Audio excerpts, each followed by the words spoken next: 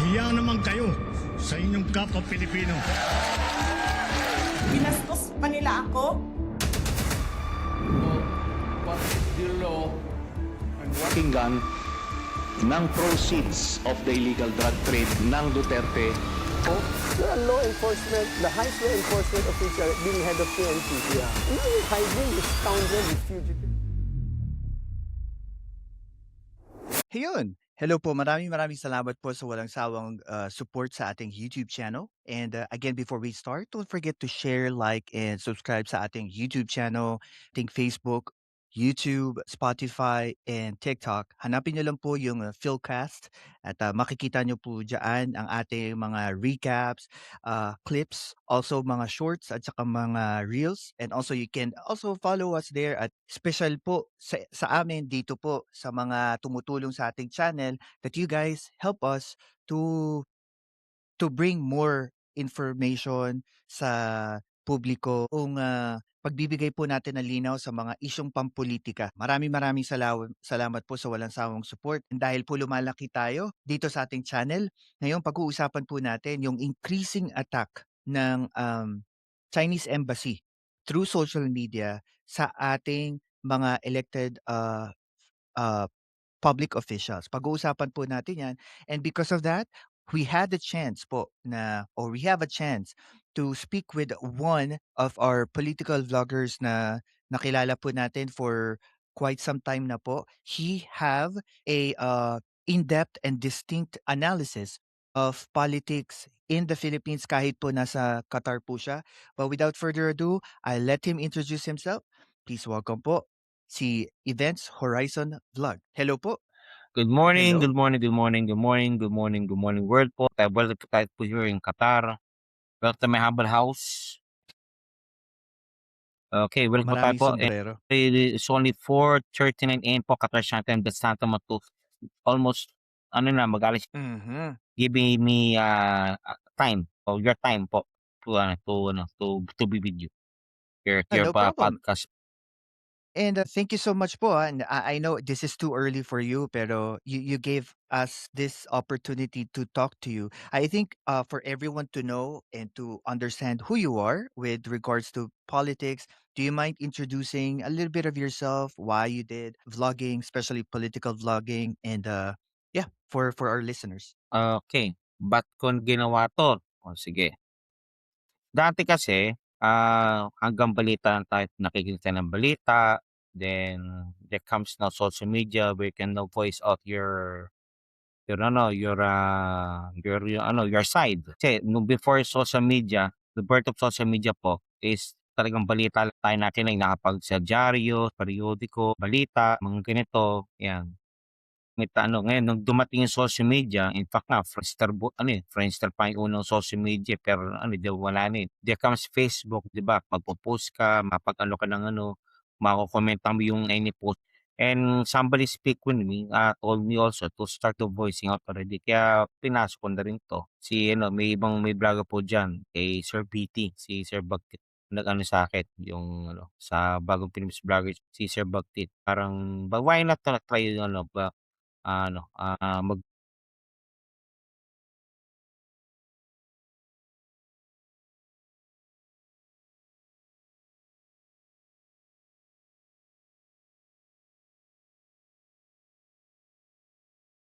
Yeah, go ahead.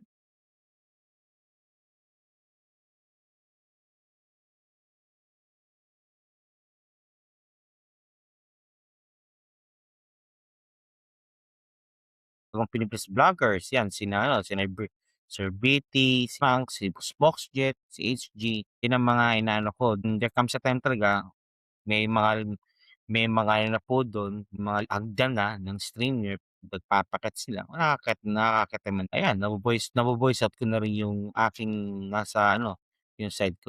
Yan ang So niyan. so parang doon nag-start lang yung Doon nag-start lahat. motivation mo to start. Dahil dahil alam naman natin kasi kung ano yung totoo, eh. It takes Tama. for the people on the other side also, they have their own set of truths.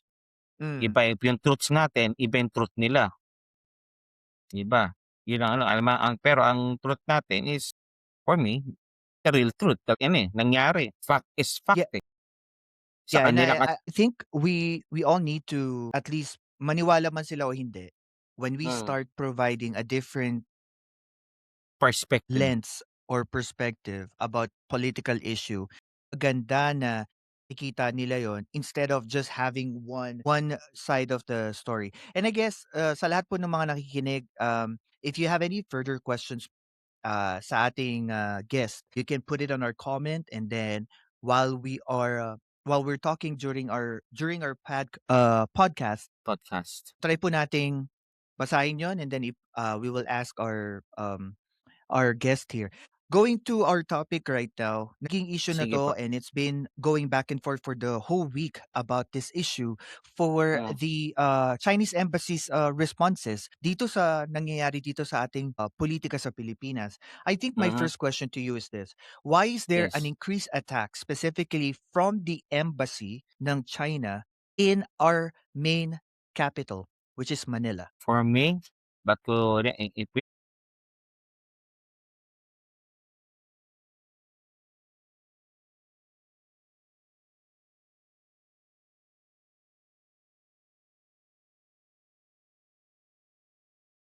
Yeah, and another thing that I wanted to ask you with what you just said, do you think because bago yung ambassador at saka bago yung deputy spokesperson, if I'm not mistaken, Chinese embassy sa Manila, do you think they are trying to make a new political tone okay, with regard to possibly diplomacy of yes. China and Philippines? Pero that tone also can be dangerous also. Correct. Correct. It can escalate also.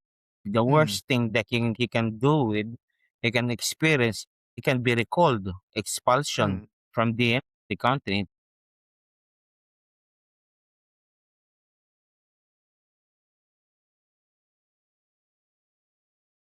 Yeah, and also another question to you. Yes, One of the push ng Chinese embassy right now is they are trying to push a narrative dito sa Scarborough Shoal sa Bajo de Masinloc. They're trying to say that they are helping UNESCO to build a monitoring base dito sa isla na to, dito sa malapit sa West Philippine Sea. The only problem that we have right now is this. We all know, even on the 1990s, dito sa Fiery Cross Reef, nung sinabi fiery nila cross, that they, fiery cross. Fiery Cross Reef, they said na tatayuan lang nila ito ng radar weather station. But we know in history, they did not. Instead, they put an air and naval base na merong 3 kilometers na airstrip dito sa isla na to. So with this assumption that we had, and this was taken and proven due to the American satellites na nakuha natin from these pictures, do you think there is another push of another occupation ng China sa isa na namang isla na napakalapit or within our EEZ? I hope we learn a lesson already.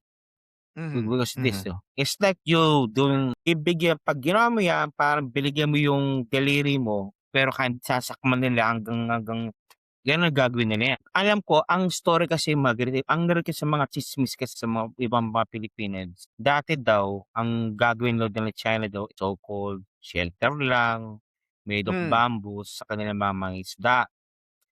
Pero lo and behold, eto na siya. Man-made islands with airstrips, with military and naval facilities. And why should we believe now that so-called these people now is said to protect the environment sa ating bawat Masinloc?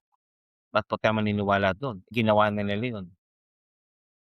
Yun ang malipid doon. And sad to say, okay, except with the last administration, you know already, some others have their own feel or part also in protecting. In time of Ramos, I saw one video what they did, and what they did, just trying not to take the photos and videos also what's happening now in the West Philippine Sea. I don't know sa time ni Gloria Arroyo. I think Ramos Arroyo, I think so, may video lumabas sa ABS-CBN dati. Pinakita nila. Time of Pinoy, you know Pinoy already, nagkaroon ng standoff, di ba? Standoff. Pero sad to say, umalis tayo, yung Chinese ay nanatili. The time of Digong, there's a news blackout. And nalaman lang natin pala, biglang may sinasabi, may nasagasaan doon. At narinig ko yan, nung lately, nawala na si Digong, is tinigil to pre sovereignty patrols na ating pong West Philippines. Kaya nag-proliferate yung kaibigan nating taga mainland, Mhm. kaibigan, with sarcasm. And Now, and the time of yeah. present time now, what happened? They don't Mm. like what's happening already to the present. They want the time of the former. That's why these people, our best friend is trying to paint now. I think they don't like. Yun ang ano po dyan. Actually, if I give you one good reading material. I read lately or last opinion about yung kay Orly Mhm. by Orly Mercado sa Manila Times. Just open, okay, sa mga nanonood po diyan po, open the Manila Times page, go to opinion, type O'Reilly, Okay. O-R-L-Y. Ang sabi niya po dun huli po is this, about yung sinasabi, nagmumba ang salita ni Mao Zedong. Yung si Premier Mao, Chairman Mao, Premier Mao. Yung very words of Premier Mao po sa China. What is I'll give the gist of this or yung summary po is this. Sabi po doon kasi, when the words start to hurt your enemy, parang net you're effective. Kasi pinakaturo ni Mao Zedong sa kanyang mga hukbo dati nung papasimula na yung Red Revolution o yung revolution ng China. Ganun din po pala, there is the very tactic na po ang ginagamit po ngayon ng Pilipinas laban sa kanila. What is this? They're really just exposing everything in this West Philippine Sea. What's really happening right now. In fact, the very words there, they don't know about the great tactics. What is great tactics of warfare? Doon lang natin nalaman pala ang isip ng great tactics of warfare. What's a great tactics of warfare? It's provocation. You can hurt someone as long you will not kill someone. Yung pong ibig sabihin po ng great tactics. Water cannoning. One great tactics. Pwede kang makapanakit, kapasira ng pasilidad. I-disable ba ko through water cannon. Pero hindi tayo mamamatay sa atin. Baka kaperwisyo lang. Yung ginagawa din nila, yung laser pointing, yung high frequency attacks. Yan, great tactics yan. So in short, it's more of the instigations from the Chinese government to parang As long they will profess not a kill. reaction. Pag kasi nakadali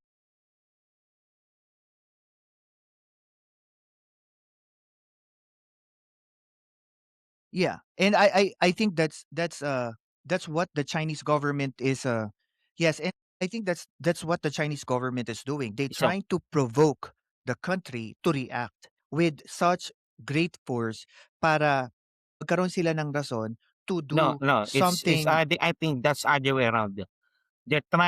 China is trying to almost only using that great book tactic to the full extent as long that they will not injure someone to death. Yeah, that's what I'm saying. They will do provocation para Yes. meron tayong reaction towards it. But the problem is, Mhm. ang problema, which is I think even Commodore J. Tariela said on one of his interview, ang problema Mhm. kapag tayo nag-react, Chinese government will overreact and use it against us para meron silang rason. That's propaganda war eh. That's propaganda Yes. war. And I Mm. think I Y- remember, I remember if we're gonna go back to history, Pinoy administration, if you guys remember at the Scarborough Shoal, I think, meron kasi mga The standoff. fisherman. The Oo, standoff? hindi I think another instance na itong Okay, mga okay, Chinese so not the fisherman standoff. went to Scarborough Shoal, and then Sige po. what they did was they Mm. were apprehended by the gray naval ship. Ang Okay. lengguwahe po kasi sa karagatan ng Pilipinas, Coast Guard is not part of AFP. Puti. Navy is part Yeah. of AFP.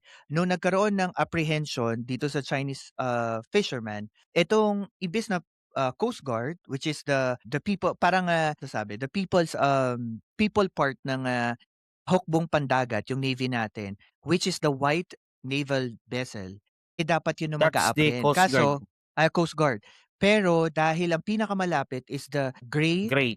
Navy That's Navy. vessel, which is under apprehend. And at that time, kung makikita nyo po yung history, Chinese government took part of this situation and then used it against the Philippines to say na nag-umpisa, ganito ginawa ninyo, kaya may rason kami to do this to you. And we all know Yes, na because of this playbook, Commodore J. Tariela says, kahit meron tayong water cannon, it's not we will not tantamount do. for us to use it towards Chinese government because that's what they want, to provoke us, Yes. to get the reaction, use it against us. And And afterwards, if we hurt them, they will use no the excuse already or in their playbook also to put us in yeah, the bad light. correct. And boss, another Mm, question for you. What is the main okay. focus of China to actually start to occupy South China Sea or the West Philippine Sea? This is what I'm wondering really. Because if we use din no, yung alam natin yung distance, ano Mhm. pakialam nila sa lugar natin? Kung yung Paracel Islands, maaari pa na malapit yun ang malapit-lapit sa China, eh, di yung sa West Philippine Sea. Ang ano diyan kasi could be height yung might is right policy, yun ang ginagawa nila, might is right policy. Malakas ang aming militar, malakas ang aming mga pandagat. Yeah. We're just showing what's happening really in our place. And they seeing now what in the world really China is. Yeah, and also just Lupa, swarming, they're destroying our coral reefs. In fact, in our BIFAR, kung ano pa is reported already, some coral reefs already was destroyed by China. yeah, and also additional information then. Sige, go. When I was researching this material, I found out one geopolitical issue about this. Ay, wait. Dito po kasi sa South China Sea, we have three-prong big territorial issue or dispute dito ng China sa Okay. iba't ibang country. This is the Paracel side ng South That's China Sea. Vietnam. That's Vietnam. Yeah, and then the Vietnam yan, Spratly Vietnam side. side, and That's then the ours. Scarborough side. So those are That's three ours. sides ng West Philippine Sea for us to understand this. So anong punto dito? When I was checking Actually, on sir, this, ang West sige. Philippines don't leave the Paracel side. It's not under West Philippine Sea. It's under South China Sea. West Yeah, Philippine South Sea China is Sea. West Philippine Sea is just a area, sa part of of South China Sea. That's Correct. called West Philippine Sea. Yeah, and then South China Sea nga, ito yung pinakamalaking dinidispute ngayon. Kaya 'di ba sa ASEAN Summit this year, uusapan yan together with President Bongbong Marcos. And as I found out this material, they were saying that the issue about this is three issue. First, territorial. Kasi nakuha na nila, nalagyan na nila ng bakod yung Paracel side at saka Spratly side. Ito ang kailangan nilang kunin, which is Scarborough. close sa Pilipinas, yung Scarborough. Kaso lately, ang narinig ko is that the Scarborough parang nilagyan na nila ng bakod yung entry papasok doon sa isla. Kaya nagiging issue ito, and I think this has been started disputing by the DFA about sa ginagawa nila nito kasi there is a 2022 and ito is additional info. Sige, sige. 2022 Declaration of Conduct. Ang nakalagay doon, no nation Close. should occupy any unoccupied fissure. Ibig sabihin, kung ito'y bato o kalupaan. Feature. Another thing na parang natutunan ko dito, and I think I wanted to ask your opinion, Okay. knowing this geopolitical strategy ng China, and we all know that China is trying to unify Taiwan, but they failed around 2017 to unify Taiwan. Do you think that they are trying to go with the South Philippines, China Sea, for them to have a tactical advantage geographically? Kasi ang layo nitong South China Sea, from the Chinese mainland. What Pwede. do you think? Possibly. Plausibly. Mhm. Yes.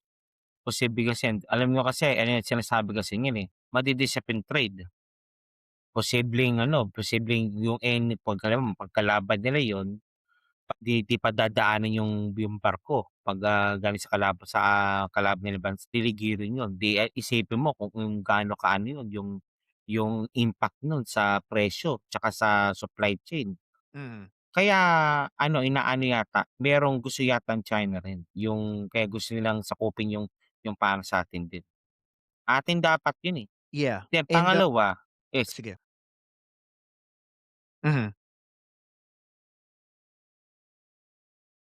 ito mangyayari kasi 'pag oras sa hindi na na 'pag kasi kinokontrol ng China yung atin kasi, dahil kasi in the other side, there's one brewing also, same tactic also with India. India sa may south side ng Asia. Si Dodong Way, yung parang gateway papuntang malilintikan ng China. Kasi puwedeng di nila padaan yung any Chinese vessel dun, paliligirin sila. Dumaki sa sa Atlantic Ocean, papunta Pacific, papunta sa inyo. Madidali sila dun 'pag ganun ang mangyari. Ginagawa ng China, yeah. They doesn't want to happen what's happened to Australia during World War II. Almost the enemy already got in their doorsteps already. That's Japan. Japan na alam mo sa World War II, 'di ba? Yung island yung Pacific jet. Buti nakontrol din ng Amerika yon. Hindi, 'pag di nila nakontrol yung Australia, kasi nasakop na rin ng Japan o part of Australia that time. Yeah, and that's true. Actually, yung live podcast ko po na ginawa with Kuya Nerve Vlogs, pinag-usapan namin yung geopolitics diyan eh. As I research yung political, check mo dun sa live, sa dati ko, I Kasi think last 2 live podcast, sige, kasama siya doon. sige. Sige, okay. Sabi doon, when Check I ko was na lang. researching yung political Teka. strategy ng China, found out that they are, tumitingin sila sa matagalang proseso ng politika nila, geopolitics aside, Mm. what they're looking at is 10, 20 or 30 years from now, paano nila Mhm. ma-accumulate yung issue nila with the Western countries na nasa Asia. Kasi nung Mhm. nangyari sa Japan, when there was a World War II, na-isolate ang Japan. 'Di ba, nagkaroon ng blockade ng lahat ng mga raw materials for them to use para sa paglaban nila doon sa World War II. Mula noon daw, ginamit daw 'yun ng Communist Party ng China Yung as their strategy politically. Issue nila ngayon, they are fighting against the Western power, that they're trying to make sure na yung malalapit sa kanila na bansa, makahon nila at makuha nila yung mga Asia para sa Asian alone. Tama ba yun? Sa sige. PhilCast? Agreed. Asians for Asians alone. Yun ang ganun ba? Yun yung balak yatang policy ng China na Asia para sa Asia alone din. Tama ba? Yun ang gusto nilang gawin, no? I'm not sure. I'm Mm. not sure with that. Hindi ko siya narinig. Kasi parang lumalagay kasi, Mm. par intindi ko diyan, ang ginagamit pala na mapa Eh, ng China is yung inverted form ng globe. 'Di ba 'pag tinignan mo yung globe from the North Pole, makikita mo China going down south, this is the Sea of Japan, and then this is the South yes. China Sea. Kung makikita mo, palibot kasi sila eh. From southern, east, and west, palibot sila ng Western allied countries. And then, what their political strategy was when I was reading this material is that when they want to push through at kalaban Mm. itong Western powered countries, they want to go down to South China Sea, going straight to Strait of Malacca, para mabakbak nila yung mga countries na malapit sa West Philippine Sea because of this rich natural resources. Kapagka nakipaggera sila sa Amerika, makukuha nila yung mga raw materials Same para mas thing, same madali sa thing, same kanila. same tactic of Japan din, bro.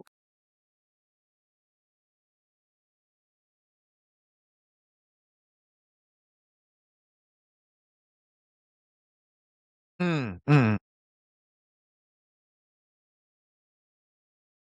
Yung anything na yun din ang ginagawa din. Same thing ng ng nila Hitler din nung time din sa European theater na meron dun sa country na Ulrich din, kinakasakupin nila yun. Ng Japan din. 'Di ba alam natin kasi ang Japan kasi 'di ba, hindi naman kasi gaano daw technology-wise sila, pero ang problema yung raw material daw, wala daw sila gaanong raw material. Kaya kailangan nila sakupin. Tactic yan. Recently, merong nabutas o isang well, 'di ba, na punong-puno ng natural gas. That's enough to power up na our power plants. Pero before that, Philcast, natin yung nasa chat box natin. Umaano na, ang dami na. Pati mo na po natin. Sir, nakalimutan ko i-introduce sa'yo kanina. Ang Ako kasi bawal? nahihirapan akong magbasa at saka makipag-usap at the same time. Nawawala Sige. ako sa train of thought. Pasensya na, pasensya na. Later, babasahin natin. No Sige. problem, no Sorry. problem. So, Sorry. you're good. Sige. Continue to our talk, because we're talking about this increasing attack by the Chinese embassy. Yes, okay. What do you think about the proper response ng ating with the Chinese embassy? Okay. The proper response, I think better i-recall na lang muna. I-recall let's recall na lang, i-recall na lang nila yun, no? Kung kaya nila, i-recall din nila yun sa atin din. O, hindi pa lang, mag-ano muna, magsuloy muna tayo ng ambassador muna, magpadala tayo ng ibang ambassador na lang muna. Doon. Masyadong Yeah, mainit yata kasi yung nasa, ano, nasa atin, yung sa Chinese Embassy. yes, and what's your reaction? Kasi ang ginawa ng Beijing, pinatawag nila yung Philippine Embassy sa Beijing, yung ambassador natin, but us, we just send a public statement. Pwede naman din patawag naman din, pero ba't basikot not to escalate things already. Pag kasi pinatawag mo yun, merong ang alam ko kasi yata ang pinaka-origin yata ng issue nito dahil si Jay Tarrio yata is nagpalabas yata ng isang karton ni Xi Jinping na hindi nila yata nagustuhan. Yung bully So you're trying caricature. to say that okay lang na pinatawag nila yung ambassador natin sa China, but tayo, okay lang kahit di natin tawagin yung ambassador naman ng China. Kasi So, baka pero mag-create ng pero issue. oo nga, pero tingnan mo ang nangyari. Yung sentimento din ng Senado is nagkaroon ng manifesto naman din, 15 against No. 9. Wait, I get it. Pero I'm just talking about the action made by the Sa Philippine kasi government. inaano pa rin talaga. Siguro wag na muna natin papalalain na lang. So you're Pinapalalain yung saying sitwasyon. so you're trying to say, I just want to challenge you.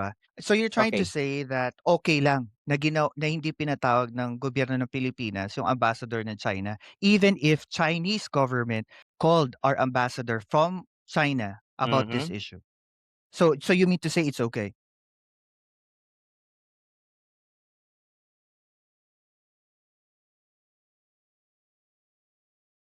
I mean, let's just go with what the act. No. What I'm trying to say this. That's why I challenge you. Is this? Bakit kailangan kapag may ginawa tayo, ang magiging recourse is tayo yung nagpo-provoke. Pero pag may ginawa sila towards us, Propaganda. okay lang. Propaganda. No. What I'm saying is this. Propaganda. Isn't it fair? Kasi kasi a lot of people I'm Mhm. talking to, may ganyan din silang same idea. Is that kapag ka daw pinatawag ng Pilipinas ang isang Chinese ambassador dito sa issue na to, mangyayari daw tayo daw magpo-provoke. Pero ang problema kasi, satire na ginawa ni Jake Tariela, hindi lang yan nangyari once eh. Kahit yung Chinese government, they already did a satire to Bongbong Marcos, to Senator Rizon Tiveros, and even other officials kahit kay Pinoy.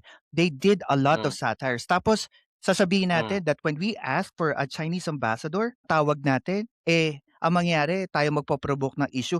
Even they did it in Beijing. So I wanted to test your argument. No, I get it. What I'm asking you again is it fair na sila pinatawag nila yung ambassador natin sa Beijing pero tayo hindi natin pinatawag just because of the reason we are We have the provoking right, it? Sir Pilcats, we have the right, yes, I Mm. believe so. So, sovereign country yung kasi tayo. They choose not to escalate things. No, It's already happened. I get your point. Pero what I'm asking you is this. Is it justified na ginawa ng gobyerno hindi I believe pinatawag so. ang It's ambassador ng China? justified.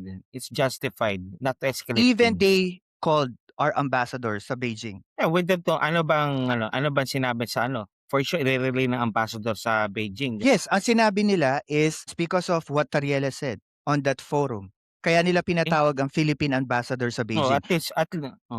at least, the message clear now. Chinese is already aching. Chinese is aching already.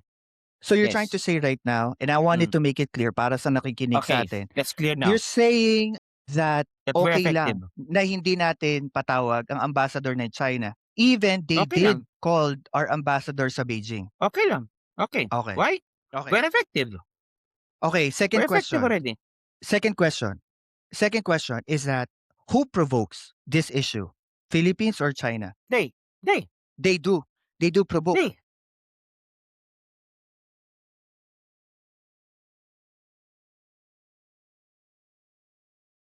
Okay, talaga ang sa akin kasi, karapatan nila yun. Wala, di natin karapatan nila ng ipatawag yung ambassador na. Pero karapatan natin. Pero the message is that you're aching already. Umaaray sila. Kasi mo kalaki-laki na ng Yeah. bansa. Kung kalaki-laki na ng bansa, di nila, inaano nila yung, na inilay kanilang punong leader, umaaray na sila. Pero I think Mm. ito Mm. nagkikwentuhan lang naman tayo. Sige. We're throwing arguments here. Kasi ang punto ko kasi ganito, no. Una, kahit kailan, hindi nagpo-provoke ang Pilipinas sa kahit anong Hmm. issue. Even sinabi nila that Commodore Hmm. J. Tariela Hmm. started an issue with the Chinese embassy. Kasi Hmm. remember, satire does not mean you're particularly directly saying na yun ay presidente ng China. If you're gonna go back to the story of this, kaya tinatayuan ko to, and I will defend Commodore J. Tariela. Yes. Sinabi doon, if you're gonna I go like to the store, J. Tarela. No, 1 second. So I if you're love him. gonna go to this story, sabi dito sa story, Hmm. kaya lang naman lumaki ito kasi pinikap ng Chinese embassy sa Manila and they were the one who overreacted at sinabi nila na that is their president. Even on the satire itself, wala namang sinabing. Okay. So, True. so pangalawa ganito. When people, and this is my own opinion and I'm just providing my opinion here. Sige mo. Naiinis ako personally kapag may nagdedepensa sa ginagawa ng China. Ayaw na ayaw ko Hmm. nun. Why? Parehas Sila tayo. na nagbubuli sa karagatan. Hmm. Tapos sila pa ang pwedeng magbully at magsalita sa Philippine government. Kaya tong issue na to, tong ambassador na, dapat actually, Hmm. and this is me, Hmm. if Chinese government Hmm. pinatawag ang Sige. ambassador ng Pilipinas sa China, mas matindi sa dapat pinatawag Okay. natin at nagbigay tayo ng strong message towards this because this is unfair. Pilipino ka, Pilipino tayong lahat. Sige. And kung kaya nilang gawin yon, walang rason na hindi natin gawin yon. Hindi porkit mayaman sila, hindi porkit mas malaki ang bansa nila o mas magaling sila sa karagatan. Mhm. I don't care. We have our own sovereign rights. Meron tayong sariling bansa. Mm. No, I mean, if we compare, no, I'm saying it's like in a general perspective. What I'm saying is like, kasi naiinis ako eh. Naiinis ako sa mga pro-China propagandists Hmm. na mga tao. Like, influencer man o hindi, yung mga nakikita na. Actually, Para ba lumalagay na yung Pilipinas yung nagpo-provoke eh. 'Di ba? Parang kailangan lumuhod tayo, 'di ba? O sige, ganito lang ginawa ng gobyerno natin, okay lang 'yan kasi para walang issue. Diyan. Pero hindi tayo nga Mhm. gumagawa ng issue. That's the Mhm. main point. Why 'Di ba? they're creating issue? Dahil umaaray na nga sila. Umaaray sila. Well, that's the Umaaray sentiment sila kasi. on their country, pero ang sentimento ko Hindi, is in our umaaray sila country. dahil kasi we're effective. We're effective No, already in doing what yeah, they're pero saying. hindi tayo effective sa ginawa natin by Okay. our government. Kasi tat for tat eh. But the goose for the gander is the same as, tama ba yun? Sorry ba? Kung pinatawag mo yung ambassador namin dyan sa country mo, patawag mo rin sa amin. I don't care. Kasi binastos Hindi, nila tayo okay. eh. I don't care. Pero okay, binasis nila tayo. Pero tingnan mo ginawa naman natin. Ginawa natin sa kanila. Salamat kay J. Tariela, the message is clear. Kaya umaaray sila. No, I get your point kay J. Tariela. What I'm Oh, only saying is Pero this. gusto mo yung About sa sa pagpapatawag. nagkapatawagan, pinatawag sana natin yung Chinese ambassador. Yeah, yun yung pinaka-point ko. Kasi kung ginawa nila yon, dapat gawin din natin yon. It's unfair eh. Hindi po pwedeng ganun. Ano yan? It's Parang not, maganda rin. No, Kasi sige, balik tayo sa Gia.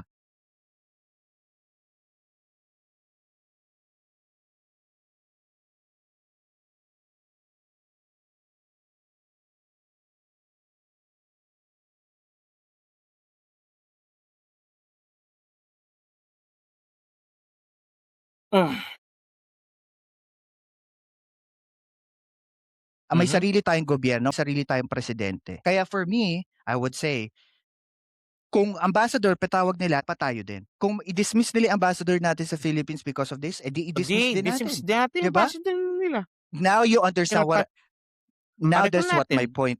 That's what my point Pareco is. nila. That's what my point is. Pinatawag mo yung ambassador namin dyan sa China, patatawag din dapat namin yung ambassador mo dito sa Manila. Gusto mo, Para fair. okay. Mata sa mata, ipin sa ipin. Yes. Hindi Okay. pa pwede, Maganda yun. hindi pa pwede Maganda yun. Pero ang sa akin kasi, nakita ko kasi rito kasi, kahit huwag natin patawag yan, statement, pero nangyari doon, umaray na kasi sila. Yun, ito Yun ang I'll correct okay. you. I'll correct you for that. Sige. Pag sinabi mo statement lang yon, Sige. gaano katag Mhm. Okay. Hindi.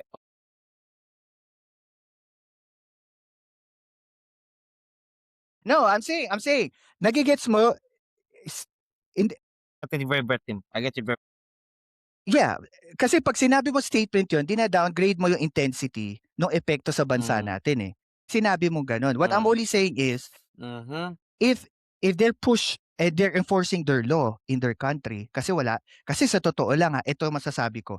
Isang bagay na naiinis ako sa mga sige po. propagandista ng China is that pinupush nila na dapat makinig tayo sa China na wag tayong magbigay ng satire or any information towards Chinese government. Pero tandaan niyo po, there is no freedom of expression sa China. Sa bansa Mhm, natin meron. So they don't have the right to tell us what to do. correct.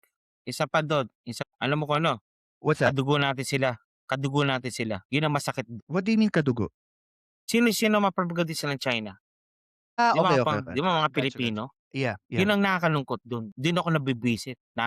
I think siya narinig niyo naman yung hearing 'di ba last year, yung sa Mhm. TRICOM hearing. Sabi ng isa dun, "Wala naman nagwa-water cannon." Ang Pilipina nagwa-water cannon din. Kailan? Yung matabang yun, kilala ko sino yun. Dun ang masakit, yun ang masakit lalo. Sana kung sila may pero hindi. Kadugo natin ang kaya tawagan yung mga Nijitare, makabagong makapili. Makabagong makapili. Hindi na uso, ayun pala ang makapili ngayon, hindi na pala uso bayong sa ulo. Ano na pala, vlogger na pala. Vlogger na kilala. Na maraming following. Correct. Siguro, ano yun eh. And Kaya let's gusto ko say, i-close ko muna to yung ba't kasi siguro, baka may lawan. Alam mo naman, baka may lawan siya. and siguro another question to you, no? Hmm, Ito sa public, sige po. itong Hmm, legal issue ang yan. kinakaharap ngayon ng China, it's their violation of the Vienna Convention. Kasi Oh, nakasaad dito yan, sige po. on this violation apparently walang ibang bansa ang pwede makailam sa politika ng isa pang bansa. And Kundi tayo lang. vehemently, what the Chinese embassy is doing is the same as violating this convention. Do Mm, you think the way that the embassy in Manila is doing, using social media to say their reaction towards our public officials, justified? correct. I believe so. Do you think it was justified na gawin yun ng embassy ng Hindi. China? Kung justify na yung sabihin na convention, mali dapat talaga yun. Mhm. Mali dapat yun. Mali yun. Mali yun. Ay, ang ano diyan, ayun diyan, posibleng maano sila, siguro baka merong gamitin ng ibang bansa yan na provoke as an excuse already to sanction China. Gamitin yan ng ibang bansa. Eh, alam mo naman si Uncle Sam.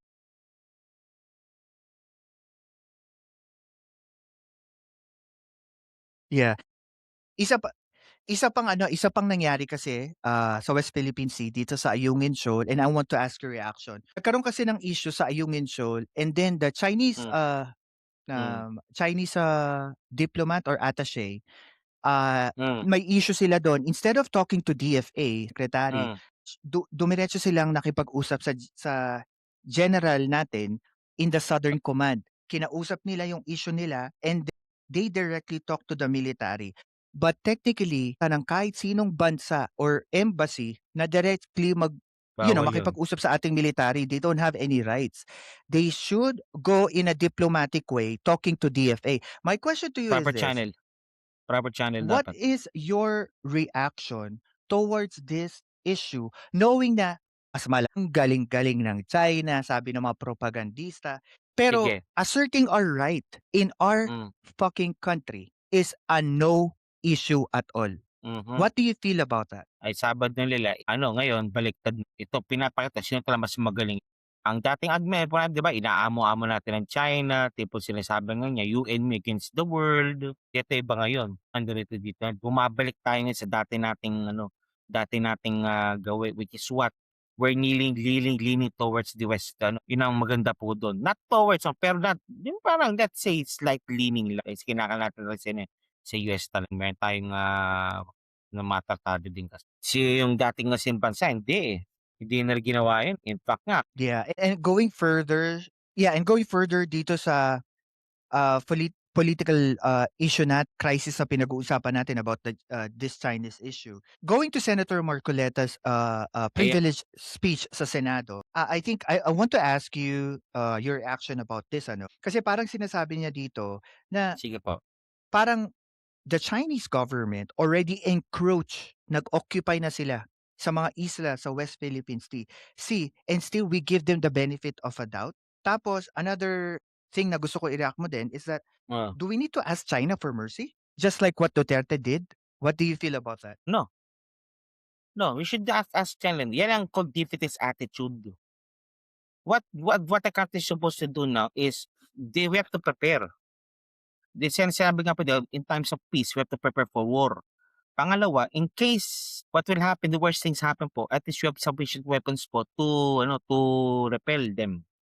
For sure, ako naniniwala naman kasi sabi natin ND, mayroon tayong NDA, FDT ba? Eh, baka mapagdebatin pa sa US Congress yan matatagalan din yun. Paano tayo?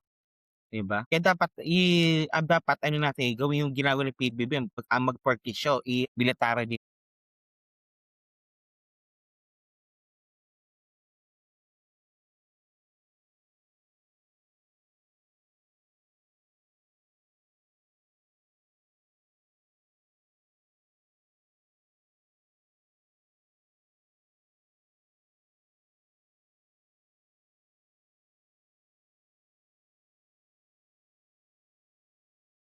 Another question for you is, what's your reaction Mm. about sa sinabi niya na wala daw malinaw na coordinates ang Pilipinas sa kanyang EEZ? Yan ang ano diyan, yan ang ewan ko kung saan kumuha ng ng lohika si Marcoleta. Alam mo, sa totoo lang sir, give me 1 minute to segue lang. Nagkamali tayo bilang Pilipino sa pagboto.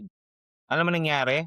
Kaya pala naintindihan ko ba't pala siya parating natatalo sa eleksyon nung una sa Senate yan para mangyari naging abusuhin niya pa niya yung posisyon bilang senador pa. Hangga't hindi siya abusuhin niya yung posisyon niya. Di ba yung kasi yung pinagsasabihan ano yung sinasabi? Ano yung statement din sir? Pakiulit po. Yung last statement.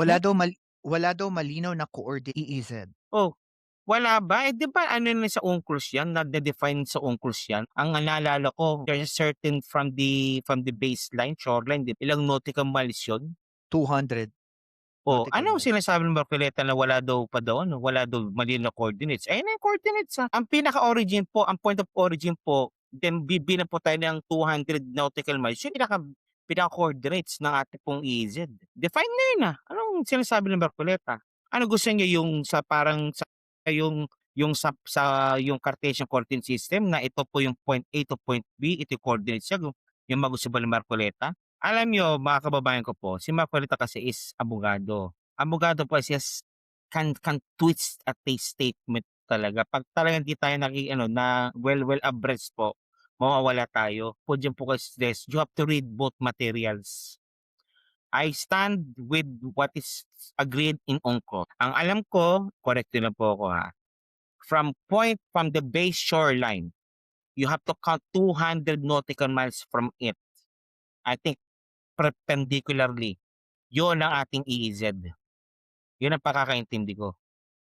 Hindi pwede sinasabi walang coordinates. Yun ay napag-usapan. Yan ay ang napag-usapan nilang UN Hindi po tinatanggap yun. Yun po sir. Thank you po. Another thing that when I was researching this material, kasi Sige po. talagang passionate talaga ako dito. Pagpasensya mo na boss I talagang agree. I'm ako happy with dito it really.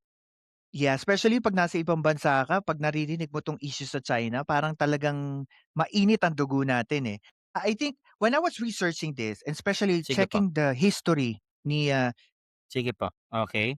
Ayan na. kung pag-uusapan natin yung measurement, UNCLOS said, the only way for us to measure it is using satellite images. And apparently, if you're gonna use satellite images, 200 nautical miles, yung West Philippine Sea ay sa atin. And also, sabi ng UNCLOS, on their formal Tama. decision nung arbitral Mm. awards in 2016. Binali Mm. dito, you don't need a formal proclamation galing sa gobyerno or sa UNCLOS para mabigay mo tong karapatan na to dahil ang Pilipinas is considered as a coastal line country. Give me 1 minute again to segue. Okay. I think at least that time pag nung nalaman ng nila na inibitahan sila ng Chinese ambassador sa Manila, na may nag-challenge kay Marcoleta. Sabi doon, Mhm. sinabi, ang kagalang-galang na senador galing sa so-called, sa mabasa sa lugar si Marcoleta, Tarlac? Tarlac, Tarlac. Tama, okay. Sana may nagsabing ganitong senador. Ang kagalang nais po malaman ng koponan ito na sabihin sana ng kagalang-galang na senador na tubong Tarlac kung ano napag-usapan niyo at ng ang ambassador po ng China. The people really wants to know, ano ba napag-usapan niyo sa ng Chinese embassy, ng Chinese ambassador? Ba't ka pinatawag ng Chinese ambassador? Yun ang inano. Sana yun ang may pinag-challenge sa kanya. Basta Yes, oo, and also hindi boss, wala nagtanong. boss, just to give you a heads up too. 9 dash line na pinopromote ng China, wala It's namang coordinates. just only Mapa.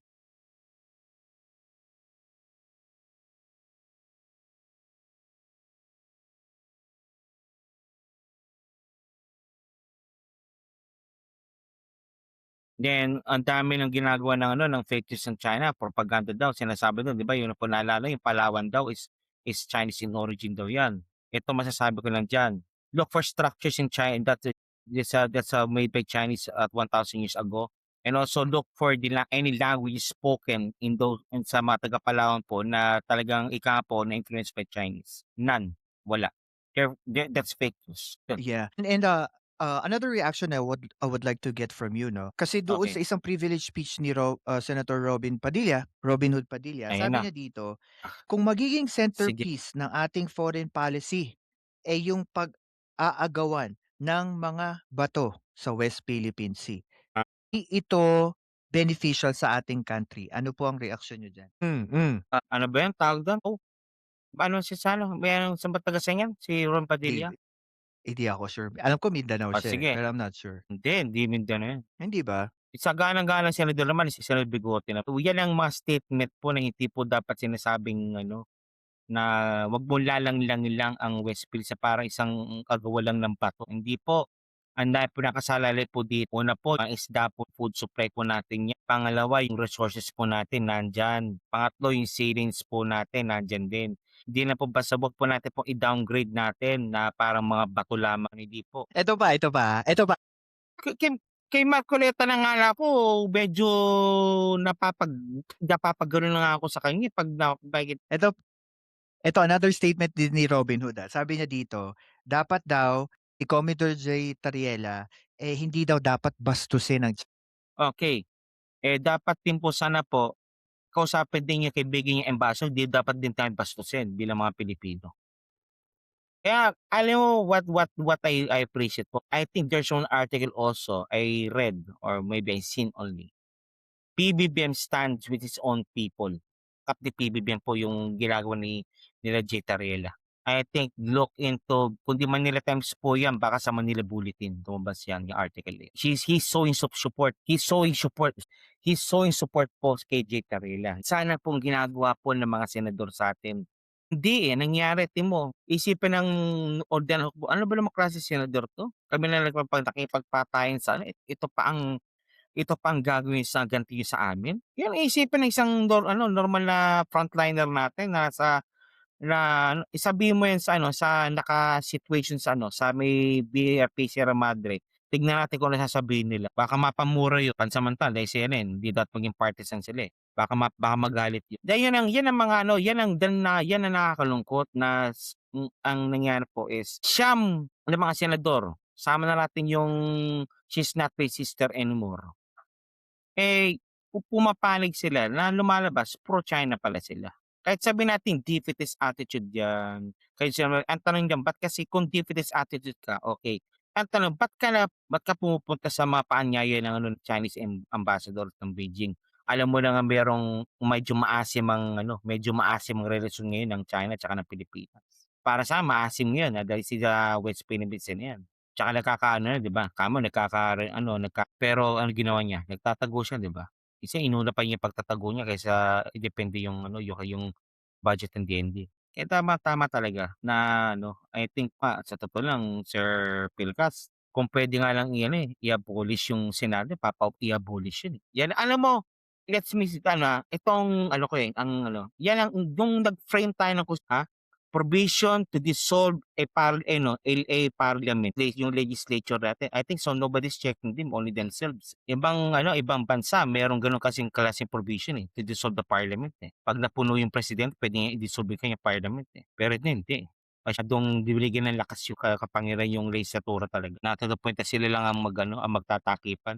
Yeah, and I think para po sa lahat ng mga nakikinig, no, again, maraming salamat po sa walang sawang support. And before we go to our last part of our podcast, don't forget to follow us on TikTok, Spotify, YouTube, and Facebook. Hanapin niyo lang po yung Philcast po, at least mapakalat natin ang magandang balita ng ating channel. Mhm. With this Oo. last part ng ating podcast, I think I want to get your reaction with this issue Sige po, sir. dito sa ating topic, and then after that we can try to finish our podcast. And Wind up. pero Sir Events Horizon, maganda Mm. yung ating kwentuhan. Hopefully makakuha tayo ng part 2. That's a good talaga po na I say Filipino talaga to stand up and also to be patriotic talaga. Yan ang maganda po diyan sa atin po diyan sa bilang mga Pilipino. Sad to say po yung may mga ibang mga Pilipino diyan, na alam po natin siguro baka sila nababayaran, baka kaya gano'n sila. Sila therefore bear fake. One good example po, kay go to Philippine Star online. There's a section called influence operations. You read the articles about it po. Why?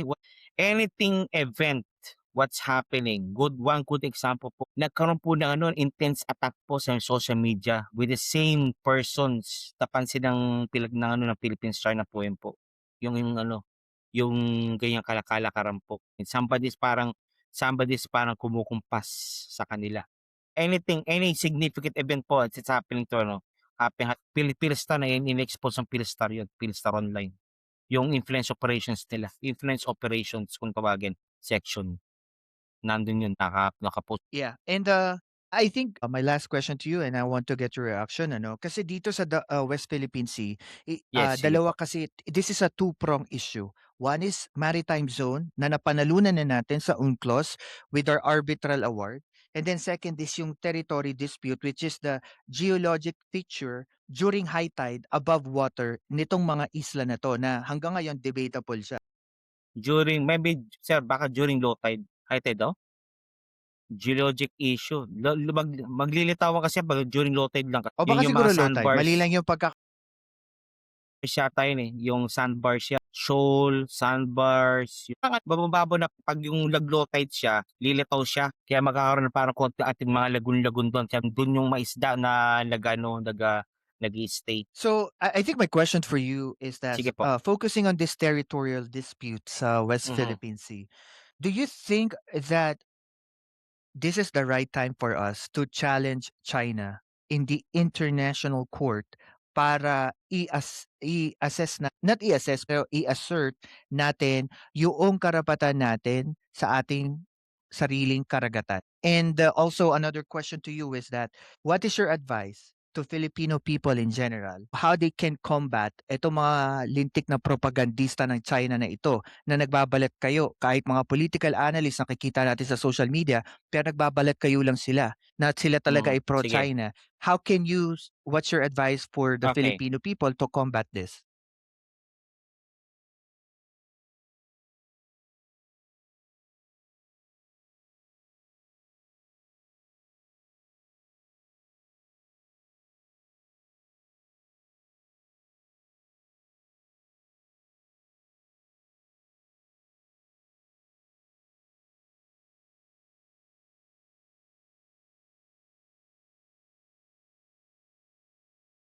You should read the news yourself, and from there you formulate your own reaction.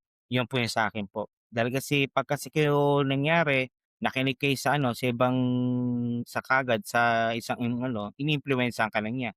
Sa kayo nararamdam. Yung balita nabasa mo, i-check mo na yung ibang kung meron mang ibang media outlet po kung ito yung nagpalabas ng ganitong klase. Kapag ito ay simple lang, magduda ka na kayo dito, baka mamaya to. Sa kanya lang to, peke to. Yun po yun. Tsaka pangalawa, of course, know the truth. Know the truth po. Search, check the truth also. What good example, I think know the truth talaga always po talaga. Alam mo yung katotohanan po talaga and check the source itself talaga. Yun po sa ano yung unang tanong mo, sir? Unang tanong po paki-ano lang, paki-ano yung unang tanong before that? I guess in a shorter way, I think I'm just asking you is what is the right way that the Philippines can assert their Okay, okay, I rights? remember now. I think, sir, it's already it's already been already been parang inireklamo nila. It's a continuing reklamo po sa sa korte. Kasi kino-chronicle nila yun, eh. Nire-record nila kasi atrocities ng China, eh. Parati sila nag-ano ng diplomatic protest po. Continuing assertion po talaga na dahil sa kasi tinigil natin yan, pagkakaroon ng karapatan po at maaaring dahilan po na sakupin na lang nila yung sa atin. Ang ginagawa ng Pilipinas po, ang may nangyari, record, i-diplomatic protest yan. Siyempre, sinushow nila po sa buong mundo kung ano yung nangyari po talaga sa atin. Sinasabi po kasi in an ending po sa ni O'Reilly na I'll just tell you now, I just tell you, no wonder sunlight is a good disinfectant against bacteria. Even though the Bible says po, the evil people hate the light. Because pag kasi what happened if the light was there, nag-usapan ni Reton, di ba? They've been exposed of their wrongdoing po. Yun po saan po. Okay. And again, thank you, Evans Horizon. Ganda ng pag-uusap natin. Yun nga lang, we fall off short dahil I try my best to make it at least an hour limit kasi kung sa mga nakikinig po sa atin, especially kung bago po kayo, meron po kami pre-briefing 30 minutes before live. So, it's been almost close to 1.5 hour na kami po nagkikwentuhan ni boss. So, sa akin, Ito, mag-all the way na tayo. Mag-one na rin na pa tayo. Gusto mo? Okay na sa akin. and hindi po kailangan natin i-cut May- natin kasi may- mag-edit may pa 10 ako, minutes boss. ka. Mag-edit pa. So, ganun ba? sa akin naman, ang takeaway ko dito is, Sige po, sir.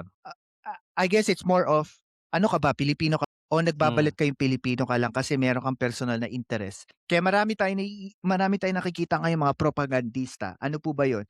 Sila yung mga tipo ng tao na laging para makapili. Nagsasabi na sila ay pro-Philippines, pero ang totoo, kung babasahin mo at pakikinggan mo, ang kanila mga idea, they are literally pro-China. Paano po natin ito malalaman? Try to challenge these people. Try to check their narrative. Alamin nyo yung bawat detalye, kung ano sinasabi nila at pinapahayag nila sa social media.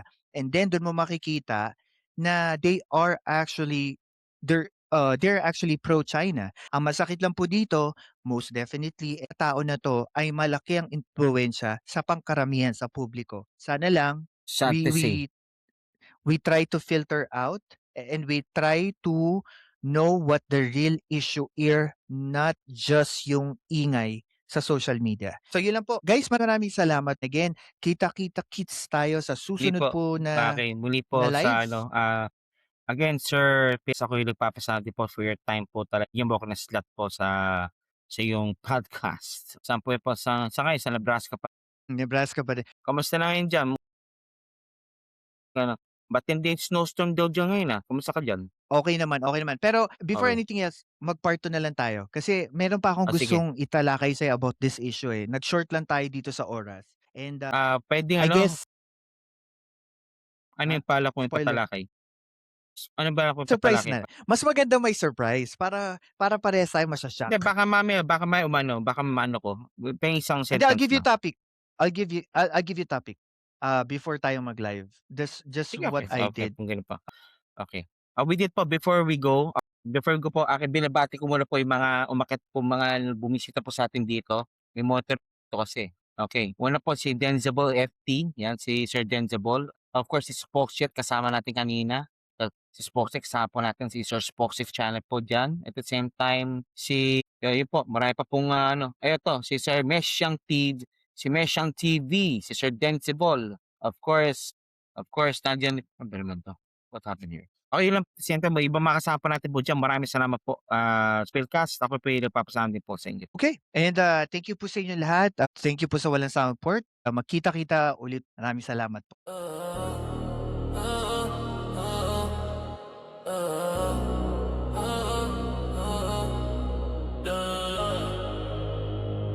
Yeah. Truth in the baseline, facts in the cadence. Silent rules, but the message stays stainless. No smoke, no mirrors, no pay for stands. Just power to the people. This is Phil Cast. So time to stay woke, let the truth broadcast. No noise, just signal. Remember that history don't bend to the ones who fast talk and listen to the ones who think. This is Phil Cast.